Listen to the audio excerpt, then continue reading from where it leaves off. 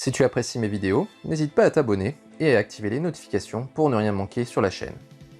Salut tout le monde, bienvenue sur la chaîne Mitrailleur pour cette review numéro 37. Alors, dans cette review, je vais vous présenter la version Revival de 7 Mythos d'Aphrodite des Poissons version EX de chez Bandai, qui est une bonne nouvelle pour les nouveaux collectionneurs de Saint Seiya, tout simplement parce que elle montre la volonté de Bandai de poursuivre ces rééditions des Gold EX, qui, il faut bien l'avouer, étaient devenus presque inabordables.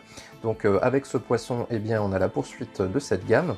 Prochainement, nous aurons le Sagittaire EX, et puis ensuite a été annoncé lors du dernier salon Tamashii la revival du Capricorne. Alors les anciens collectionneurs critiqueront sans doute ces rééditions de figurines sorties il y a maintenant plus de 5 ans, qui a priori n'apportent rien à cette gamme, mais il faut bien réaliser que dans l'univers Saint Seiya, il y a aussi de nouveaux collectionneurs qui accueilleront ces rééditions à bras ouverts, tout simplement parce que ils n'auront pas à débourser des sommes astronomiques pour les acquérir.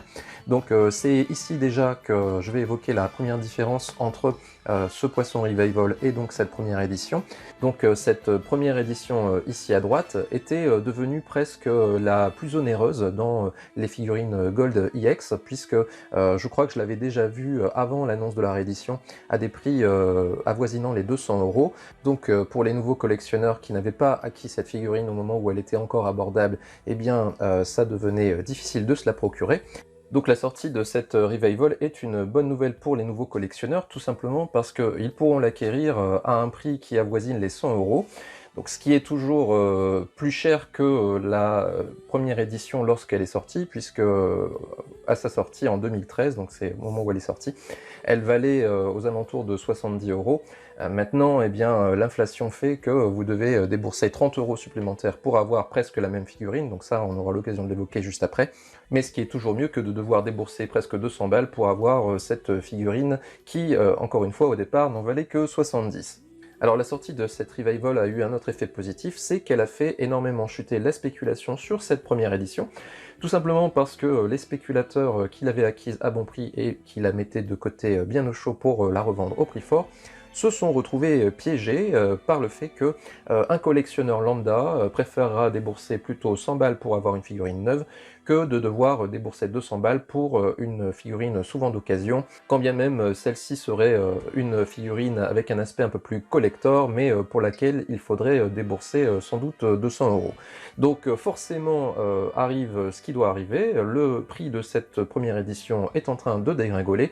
Sans doute qu'il va y avoir un équilibrage très bientôt avec cette version Revival, donc il peut être intéressant pour le nouveau collectionneur de savoir laquelle des deux eh bien, se procurer au moment où ces figurines auront sans doute atteint le même prix.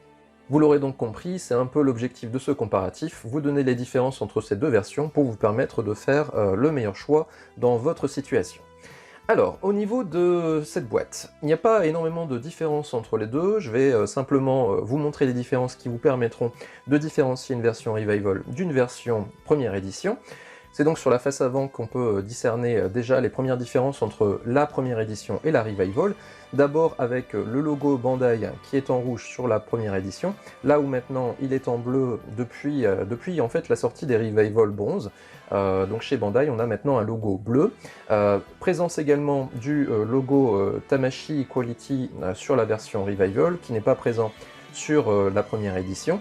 On a bien entendu ici la mention de la date de sortie de la première édition, donc celle-ci est sortie en 2013, alors que ici donc elle est sortie en 2020, mais nous n'avons plus ici la mention de la date de sortie sur la face avant. Ensuite, autre différence notable, eh bien vous avez une mention supplémentaire ici sur la Revival. Cette mention en japonais signale simplement qu'il s'agit de la Mythos des Poissons en version Revival. Maintenant pour ce qui est du reste, eh bien a priori on a des rectos qui sont totalement identiques, avec un personnage en armure en position neutre sur les deux boîtes, dans une position vraiment identique. Le background est lui aussi identique. La différence maintenant entre les deux, qui je l'espère sera discernable sur la vidéo, eh bien c'est au niveau de la couleur de l'armure que ça se passe. Vous voyez qu'au niveau de la première édition, eh bien on a un coloris qui a l'air d'être plus clair que celui de la Revival. De même, au niveau de la couleur des cheveux d'Aphrodite, eh bien, on a l'impression que le bleu des cheveux est un peu plus clair que celui de la Revival. Donc tout ceci, on essaiera de le vérifier après en découvrant les blisters. Pour ce qui est maintenant des côtés, eh bien, là aussi, on a quelque chose de totalement identique, si ce n'est que, encore une fois, on a l'impression que l'armure de la première édition est un peu plus claire que la version Revival. Pour ce qui est de l'arrière, on a exactement la même organisation pour les deux, donc les différentes configurations de visage, exactement la même pose, avec toujours cette armure qui a l'air d'être un peu plus foncée sur la version Revival. Remarquez que les positions qui ont été adoptées sur la version Revival sont identiques, mais vraiment identiques au millimètre près, par rapport à la version Bandai. Ce qui veut dire que peut-être que la différence de couleur que l'on discerne au niveau de l'armure, peut-être n'existe pas sur les pièces, tout simplement parce que il se peut très bien que dans l'impression de leur boîte, ils aient simplement saturé un peu plus les couleurs, ce qui expliquerait que vous ayez un bleu un peu plus foncé au niveau des cheveux, et puis une couleur dorée orangée qui soit également un peu plus foncée au niveau de l'armure. Donc tout ceci, évidemment, il faudra le vérifier avec l'intérieur de la boîte. Remarquez qu'on a aussi une mention supplémentaire ici sur la Revival qui est absente sur la version première édition, ce qui est simplement l'avertissement concernant le fait qu'il s'agit d'une figurine de collection, donc qui n'est pas destinée à un public de moins de 15 ans. La dernière tranche, nous avons Aphrodite en position d'attaque, donc avec démonstration du visage criant. Remarquez que la pose est pas trop mal, mais à mon goût, elle manque un peu de dynamisme. Voilà donc pour ce qui est des faces avant et arrière. Sur le dessus, aucune différence entre les deux. Nous avons simplement la Pandora Box et puis en dessous, les mentions légales. Alors, là aussi, petite différence en termes d'aspect. Vous voyez que l'écriteau des mentions légales est beaucoup plus large sur la version Revival. Nous avons aussi présence ici d'un sticker Cosmic Group qui marque simplement que c'est une version européenne, là où ici il s'agit d'une version japonaise. Donc voilà pour ce qui est de cette boîte.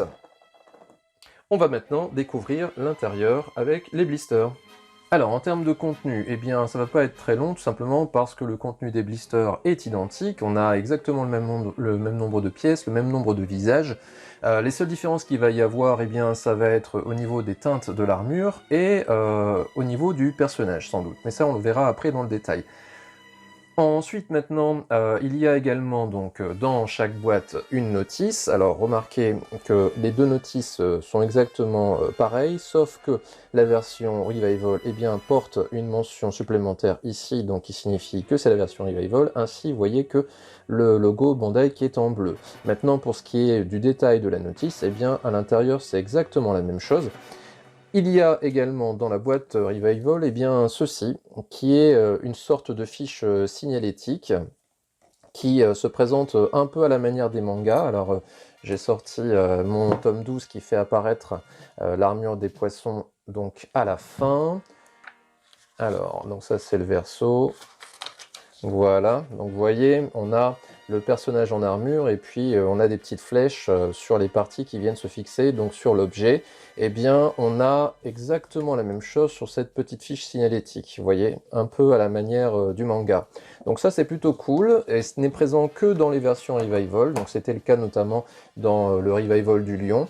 Et ces petites fiches se glissent dans un classeur qui est celui-ci. Alors ce classeur, il était donné en bonus avec le Lion Soul of Gold. Alors c'est le bonus effet qui est donc celui-ci en fait.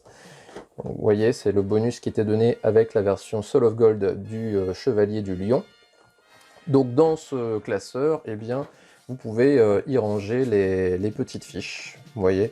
Bon, c'est un bonus plutôt sympa, c'est plutôt appréciable d'avoir ceci.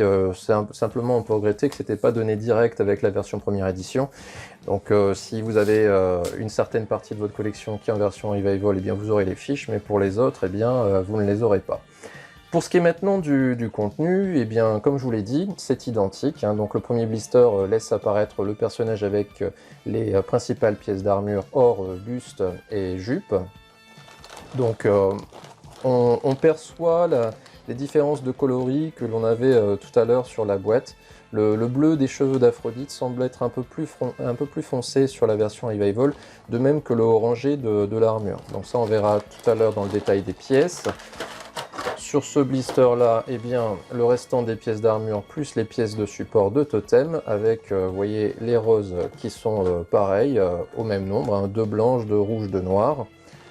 Et puis sur le dernier blister, eh bien, la cape, les mains et les visages. Et donc comme vous pouvez le voir, 1, 2, 3, 4, plus le visage neutre qui est déjà sur la figurine, ça fait 5 visages. Et c'est la même chose ici. On regardera après dans le détail si ces visages sont exactement pareils.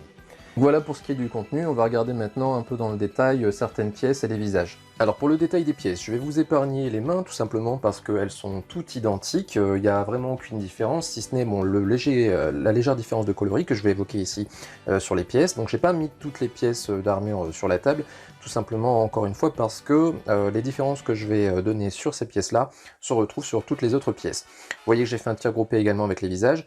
Bon, on va commencer par là. Au niveau des visages, eh bien, il n'y a aucune différence entre les deux modèles. Alors je vais vous montrer par exemple les yeux fermés. Vous voyez, aussi bien en termes de grains de peau que pour ce qui est du sculpte du visage, c'est identique. On retrouve bien le petit grain de beauté d'Aphrodite. Donc le visage aux yeux fermés est identique, et de même que les autres visages.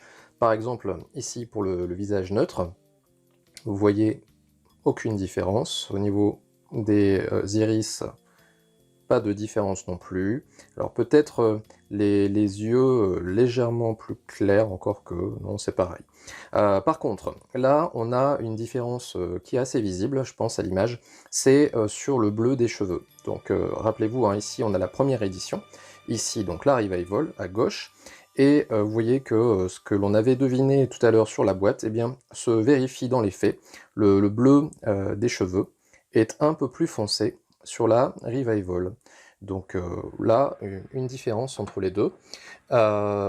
Différence également de teinte concernant les pièces d'armure. Alors, ici donc, on a une jambière, et vous voyez que le doré, alors l'orangé on pourrait dire, de la Revival est plus foncé que celui de la première édition à droite. Vous voyez ? Et donc cette différence dans les orangés, eh bien on la retrouve sur toutes les pièces. Alors une sur laquelle ça apparaît assez distinctement, vous voyez, c'est sur l'épaulette. Elle est beaucoup plus foncée, donc sur la Revival ici. De même le doré, hein, les jaunes, sont un petit peu plus foncés également sur la Revival. Alors on pourrait croire que c'est l'usure du temps, mais non, pas vraiment en fait, puisque c'était également visible sur la boîte. Donc on peut imaginer que Bandai a revu un petit peu le coloris de ce chevalier du poisson. Vous avez également ça, alors c'est un peu moins marqué sur le plastron, en revanche. Le plastron était un petit peu plus foncé sur la première édition par rapport aux autres pièces d'armure sur mon modèle. Donc on va dire que sur la Revival, on a un peu plus de cohérence dans les teintes. Une dernière chose que je voulais vous montrer, qui peut avoir son importance, l'épaulette du Chevalier des Poissons, pour que ça fasse un peu joli, il faut essayer d'écarter les deux pans de l'épaulette, un peu comme ceci. Et avec la première édition, eh bien c'est un peu l'enfer pour la faire tenir en place. Vous voyez qu'il y a pas mal de jeux. Hein. Et sur la Revival, eh bien, ils ont revu un petit peu ce système-là, puisque là, vous voyez que ça tient bien en place. Alors ceux qui ont déjà eu la première version entre les mains comprendront de quoi je veux parler. Ce bas d'épaulette avait tendance à ne pas tenir la position et à remonter. Et là, vous voyez qu'il y a une sorte de cran. Je ne sais pas si on entend. Une sorte de cran qui n'existe pas, enfin en tout cas pas vraiment, sur la première version, vous voyez. Voilà. Donc ça, c'est une petite amélioration sur la Revival. Donc voilà ce que je peux vous dire hein, sur ces pièces. Vous voyez que c'est pas grand chose. Différence de teinte, visage identique, tout de même quand même. Sur le visage ombré, simplement pour dire que du point de vue définition, eh bien Bandai, c'est un peu moins bien qu'avant. Vous voyez que là, la peinture a un peu débordé sur le reste du visage. Ce qui n'était pas le cas sur la première édition. Donc voilà pour ce qui est des pièces. Donc maintenant je vais aborder le personnage et ensuite on passera au montage. Alors les persos, y a-t-il des différences entre la version Revival et la première édition? D'abord, en termes de différence, eh bien, il y a la différence au niveau de la chevelure que j'ai évoquée tout à l'heure. Maintenant, ce qui va être intéressant, c'est de voir si au niveau de la rigidité, eh bien, on a une amélioration, ou alors si c'est pire, ou alors si c'est pareil. La première édition n'était pas d'une grande rigidité. Je peux vous montrer cela avec, par exemple, cette jambe-là. Vous voyez, alors elle reste en place, mais difficilement, vous voyez que ça tombe très rapidement. On a une figurine qui fait énormément la danseuse. Donc niveau rigidité au niveau de l'entrejambe, c'est vraiment pas bon. Hein. Pour ce qui est du reste du corps, bien pas de problème au niveau des bras. Au niveau des genoux, là aussi, c'est plutôt bien rigide. On peut tenir la pose, mais c'est vraiment au niveau de l'entrejambe qu'il y a un gros déficit de rigidité. Alors, ce qui sera intéressant, c'est de voir si la Revival a rectifié le tir par rapport à cela. Et donc, au niveau de la rigidité, eh bien, le test de la jambe, alors vous voyez que ça reste en place pour l'instant, mais voilà. Vous voyez que niveau rigidité, eh bien, même combat, première édition et Revival, c'est pareil. Donc, tant qu'à nous faire une version Revival, j'aurais bien aimé avoir un corps un petit peu plus rigide. Maintenant, c'est pas vraiment dans les tendances actuelles au niveau de Bandai de nous mettre plus de rigidité au niveau du corps. Et bien, pour ce Revival, vous voyez qu'il n'y a aucune amélioration de ce côté-là. Petite différence derrière, au niveau du numéro de série. Alors, c'est pas super visible là, mais je vous en mettrai un insert sur le côté. Et vous verrez que le numéro de série donc du corps d'Aphrodite première édition n'est pas le même que celui de la version Revival, qui est d'ailleurs plus visible à l'image. Donc là aussi, je vous en mettrai un insert. Donc une façon pour vous de reconnaître un corps Revival d'un corps première édition, si tant est que pour vous, ça ait de l'importance. Donc, au niveau rigidité, eh bien, il va falloir absolument faire quelque chose pour l'entrejambe, parce que vous voyez que c'est complètement catastrophique, hein, ça tient absolument pas en place. Donc, comme ça m'a été souvent demandé, bien que j'ai fait un tuto là-dessus, eh bien, je vais vous remontrer comment on rigidifie l'entrejambe. Alors, je l'avais fait avec de la pâte à fixe, et là, eh bien, je vais le faire avec du vernis. Donc, vous voyez, au niveau de la jambe, on lève la jambe au maximum, on la met dans cette position-là, et là, d'un coup, ça s'enlève, vous voyez? Donc on va faire ça sur les deux jambes. Voilà. Et donc l'idée, eh bien, ça va être de mettre du vernis transparent sur la boule, ici. Et puis ensuite, bien sûr, de le laisser sécher. Donc je vais lui mettre un petit coup de Crystal Ball. Bon, ceci n'est pas une publicité pour de la cosmétique. Donc il n'y a pas besoin d'en mettre énormément, mais simplement, eh bien, il faut mettre sur toute la boule, sans déborder, bien sûr. Voilà. Bon, j'en mets quand même pas mal parce que il a énormément de souplesse. Voilà, une boule de fête.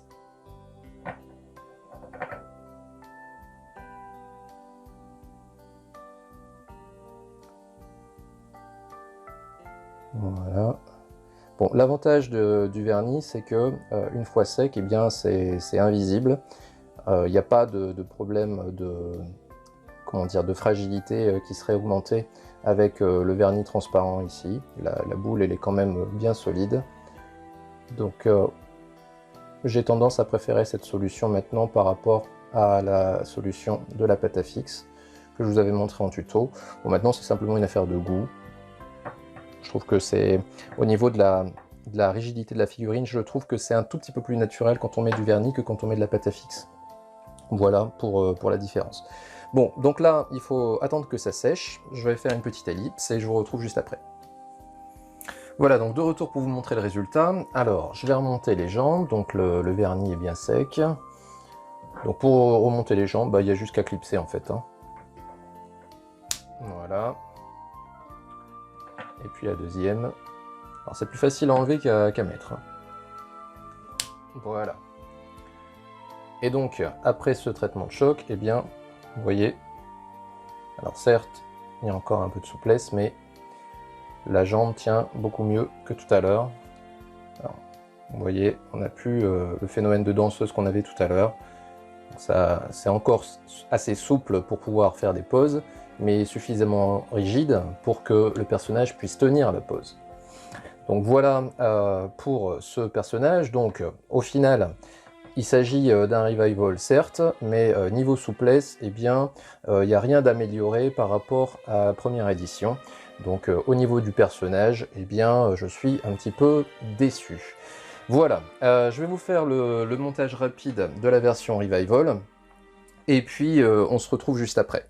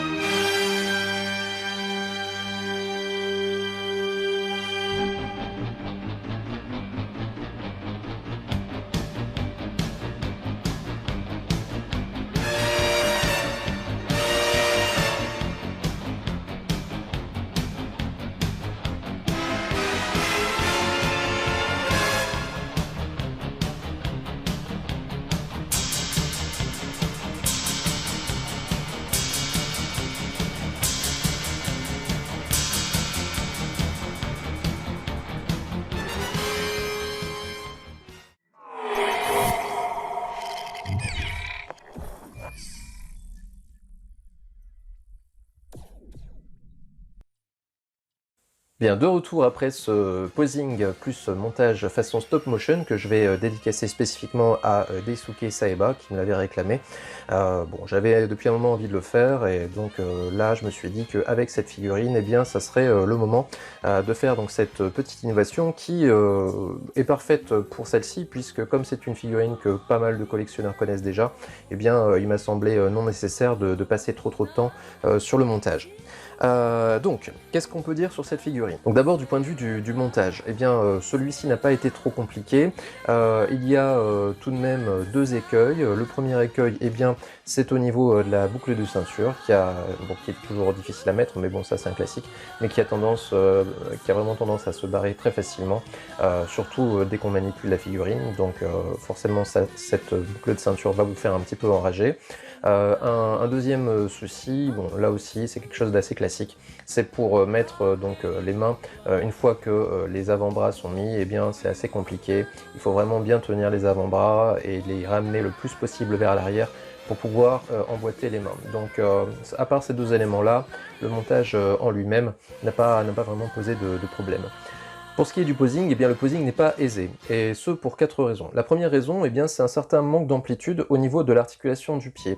Alors dans cette position, ça va, mais dès l'instant où on essaye de remonter le pied un peu plus vers la jambière, eh bien vous voyez que la forme de la jambière ici limite un peu le mouvement. De même latéralement, eh bien on n'a pas autant de mouvement que ce que l'on voudrait pour placer la figurine exactement au millimètre. Ensuite, deuxième raison, eh bien c'est au niveau des cuissardes que ça se passe. Donc vous avez ici bon, la nageoire du poisson qui est placée donc sur les deux cuissardes, mais avec la jupe, eh bien, il y a un peu conflit entre les deux, ce qui fait que quand vous placez la figurine, eh bien, soit vous avez le pan droit ou le pan gauche de la jupe que vous n'arrivez pas à placer correctement, soit c'est les jambes que vous n'arrivez pas à placer correctement. Donc on a surtout ça quand on essaie de placer la figurine de 3/4. Donc là, elle est presque de face, donc vous avez moins ce souci, mais dès l'instant où vous allez vouloir vouloir écarter les jambes et puis la mettre de 3/4, eh bien vous allez avoir ce petit souci de conflit entre les pans de la jupe et puis les nageoires sur les côtés. Pour ce qui est de la troisième raison, eh ben, elle est évidente puisqu'elle a été évoquée déjà précédemment, à savoir le manque de rigidité de la figurine. Même après raffermissement de celle-ci, eh bien, la figurine a tendance à faire le grand écart. Donc en position avec jambes croisées comme ceci, eh bien ça va, elle tient très bien la position. Par contre, dès l'instant où vous allez vouloir faire une pose d'attaque avec jambes écartées, eh bien il va falloir, à mon avis, ne pas hésiter avec la petite couche de vernis ou alors la pâte à fixe sur l'entrejambe parce que vraiment on a un gros déficit de rigidité sur l'entrejambe pour cette figurine.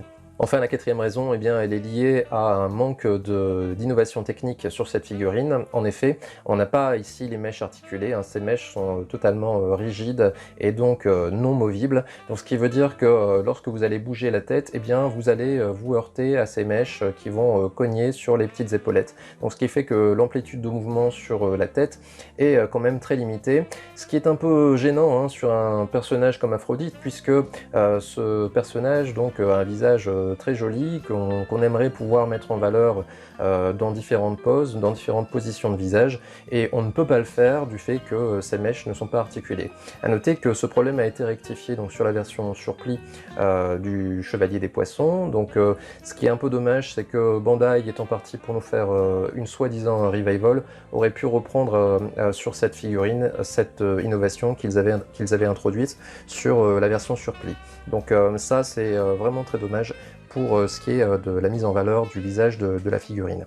A noter aussi que tant qu'on est sur le visage, eh bien, vous remarquerez que là, donc c'est la pose finale que je mettrai en vitrine.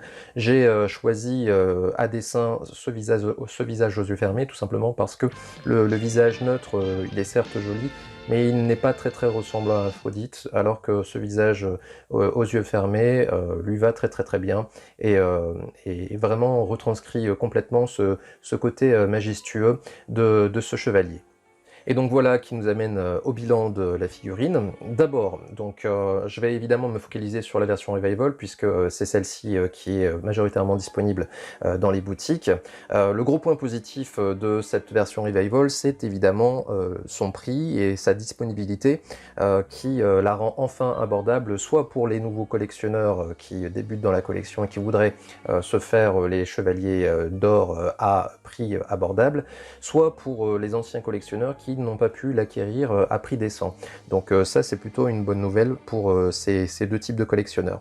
Ensuite, l'autre point positif, eh bien, vous l'avez sous les yeux, la figurine a vraiment un très bon rendu. On retrouve vraiment la majesté d'Aphrodite des Poissons. C'est une figurine qui est réussie du point de vue de son apparence, du fait de la forme spécifique de l'armure des poissons, et de deux, les couleurs qui sont une alliance d'orangé et de doré, qui ressortent forcément d'une majorité où on est plutôt dans le doré. Donc ce rendu, eh bien, il est aussi bon sur la version Revival que sur la première édition. Simplement la différence entre les deux en termes d'apparence, eh bien, comme je l'ai dit pendant le test, on a des orangés qui sont un peu plus clairs sur la version première édition et le bleu des cheveux d'Aphrodite qui est un peu plus foncé sur la version Revival. Deux avantages de la version Revival par rapport à la première édition. Le premier avantage, eh bien, c'est l'innovation entre guillemets technique sur les épaulettes, hein, sur les pans d'épaulettes qui permettent vraiment de bien garder ces deux pans d'épaulettes bien écartés, ce qui est plus compliqué à obtenir sur la première édition, donc ça c'est plutôt bien. Deuxième avantage, eh bien, c'est le mini bonus hein, que l'on a avec la version Revival, c'est-à-dire cette petite carte qui ravira les collectionneurs de goodies. Maintenant, passé ces points positifs, eh bien, il y a quand même des déficits sur cette figurine. D'abord, eh bien, on peut regretter le manque d'innovation par rapport à la première édition. Comme je l'ai dit, à part les coloris qui ont été revus un petit peu, les couleurs qui sont un peu plus marquées, et l'innovation entre guillemets au niveau de l'épaulette, c'est une figurine qui est rigoureusement identique à la première édition. Je veux dire, il n'y a pas de visage en plus ou de visages qui ont été changés. Les mains sont rigoureusement identiques, l'organisation des blisters est totalement la même. On peut regretter l'absence de mèches articulées que pourtant Bandai avait mise sur la version surplis. Ça ne leur aurait pas coûté plus cher de les mettre sur cette version Revival. Au niveau du coloris, ils auraient juste eu à modifier un petit peu la couleur, la teinte des cheveux, et puis c'était dans la boîte. Je pense pas que ça leur aurait coûté plus cher, mais je pense tout simplement qu'ils n'y ont absolument pas songé. Et ça, c'est quand même dommage. Quand on a comme projet de sortir une version Revival, on essaye d'améliorer considérablement la version précédente, comme il l'avait fait sur les bronzes V1. Dans le même ordre d'idée, eh bien, on peut regretter aussi l'absence d'amélioration de la rigidité qui était vraiment catastrophique sur la première édition. Même combat pour la version Revival, vous ne pourrez pas vraiment bien poser cette figurine à moins de la modifier comme je l'ai fait moi pendant le montage. Donc ça c'est quand même problématique, on ne devrait pas avoir besoin pour une figurine de ce prix de devoir repasser à chaque fois par la case bricolage pour modifier des choses qui devraient être nickel dès le début sur la figurine d'origine. Je veux dire, Bandai est capable de faire des figurines rigides, comme par exemple ils l'ont démontré pour le Jamian, qui n'était pas forcément une réussite par ailleurs, mais du point de vue de sa rigidité, il était excellent. Là, c'est une figurine qui est très très belle, qui est bien réussie du point de vue rendu, mais par contre qui n'est pas très très plaisante à manipuler du fait de ce manque de rigidité. Donc ça, c'est un peu dommage. Donc au final, pour cette figurine, eh bien, vous l'aurez compris, le bilan est assez mitigé. Si on prend en compte uniquement le rendu, eh bien, on ne peut être que satisfait par rapport à cette figurine. Si maintenant vous prenez la globalité, c'est-à-dire les contenus qui sont au final pas très originaux, et le manque de rigidité, et puis un tarif qui est quand même toujours assez élevé, même s'il reste quand même plus abordable que la première édition, eh bien on peut être un tout petit peu déçu de cette figurine qui se prétend soi-disant Revival, mais qui est à mon avis plus une réédition qu'autre chose, qui contentera bien évidemment les nouveaux collectionneurs ainsi que ceux qui n'ont pas pu l'acquérir. Voilà, donc le test de cette Aphrodite version Revival est maintenant terminé. Je vais clôturer la vidéo simplement en évoquant l'actu à venir de la chaîne. La prochaine vidéo qui sortira, je l'espère, sera celle de Sid de Mizar version EX que je vous comparerai avec la version classique. Alors, j'anticipe parce que j'ai pas encore reçu la figurine, donc j'espère qu'elle va arriver rapidement. Peut-être qu'entre-temps, j'aurai reçu la version J-Model du Dragon des Mers que je vous comparerai avec la version Bandai, qui intéressera sans doute ceux qui n'ont pas pu acquérir la version Bandai à bon prix. Il y aura aussi, je pense, une petite vidéo que je sortirai pour faire un peu le bilan de cette première année d'existence de la chaîne, et puis j'évoquerai aussi les perspectives pour 2021. Donc voilà pour ce qui est du programme des réjouissances. Alors je sais pas si j'aurai sorti l'une ou l'autre de ces vidéos d'ici là, mais je vais le faire donc par anticipation. Je vous souhaite de bonnes fêtes de fin d'année. Prenez soin de vous, prenez soin de vos proches, et puis on se retrouve très très bientôt.